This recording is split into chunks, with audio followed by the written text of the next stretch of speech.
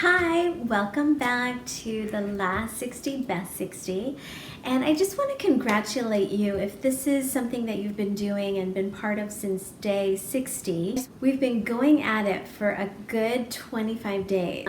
I just want to congratulate you for your commitment to yourself, and also for those of you who know me and are supporting me just by showing up and watching these videos. Thank you. What we're doing here is a lot of fine-tuning, because I think a lot of the people that I know who are watching this live a very good life. So it's not like we're going from bad to good. There's a lot that I've learned over the years that has just fine-tuned a lot of the habits and practices that I do, and a lot of them are not like big huge actions. Like if you've ever taken some of my yoga classes, like sometimes I'll just give a little cue, like ground a part of your foot, that can make such a difference through the whole body, through the whole pose. And I think it's the same thing with a lot of these refinements and clarifications or habits that I'm sharing with you through this series, that it's the little actions that can make a big difference. And if you've been doing them and you've noticed a difference, I'd love to hear back from you. And if you're new to this, feel free to go back to some of the older videos or just jump in now, because we're going to keep moving on through the next, it's going on last 35 days of the year. And I just want to continue to support you to finish strong and to really feel like you've accomplished some of your best work in 2018 and excited to go into 2019. Because that's not usually how we feel towards the end of the year. Sometimes we just get busy and we forget about us and what's important to us, and we'll just say, I'm going to wait till next year. I'm going to buy a new calendar, and I've done that so many times. I was going to say thousands, but it hasn't been 1,000 years. But I probably have bought thousands of calendars just because I like the idea of a fresh start.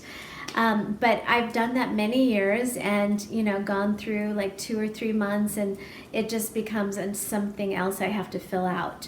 So let's start with the fine-tuning of what's going on inside of us, so that those calendars, those planners, those journals, these exercises really make a difference in our lives. So I'm going to continue this week with some ideas on clarity that I've learned over the years. You can also read his book, High Performance Habits, which is how I came to know about him. And it just was one of those books that just really made sense. And again, were just habits that were just a little refinement into what I was already doing, or they were a new look at how to do some planning. But I have an exercise for you.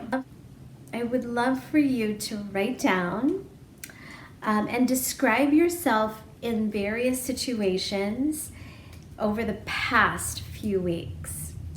And so I want you to describe, what is it like when you come home? Who's home, and how are you with these people when you come home?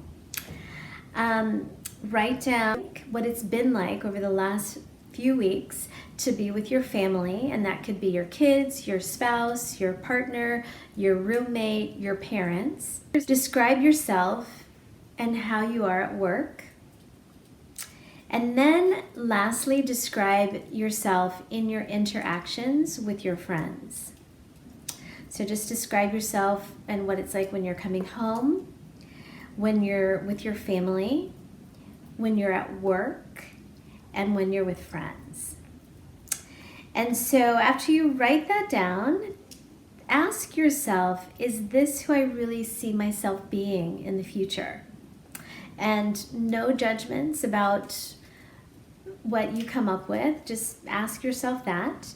So then do the same exercise, writing a description of yourself, only from the perspective of your future better self.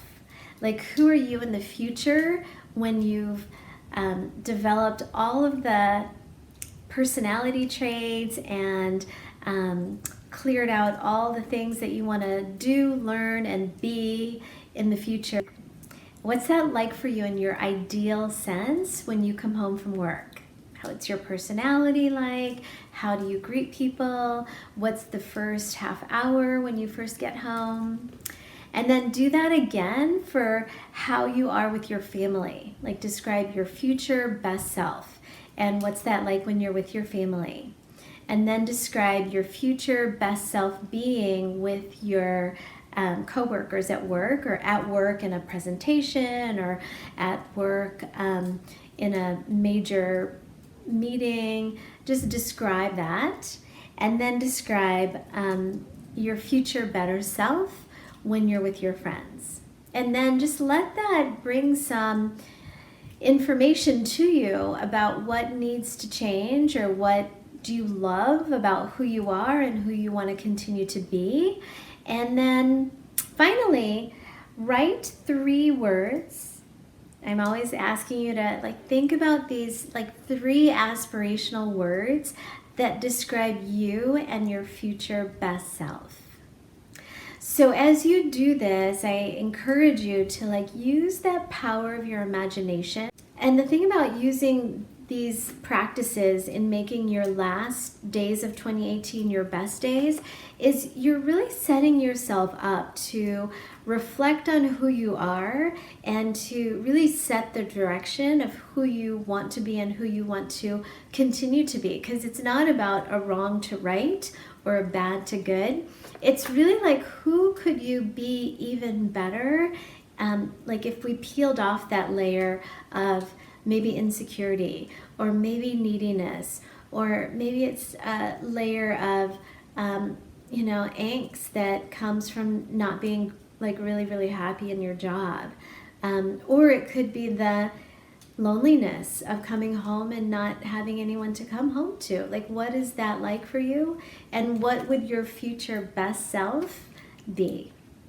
So I know these practices sometimes are hard and take some time, but I encourage you to do them. Just take a little time to do that. Not every day is a writing exercise, but every day we are refining and sharing insights to make these last days of 2018 our best days.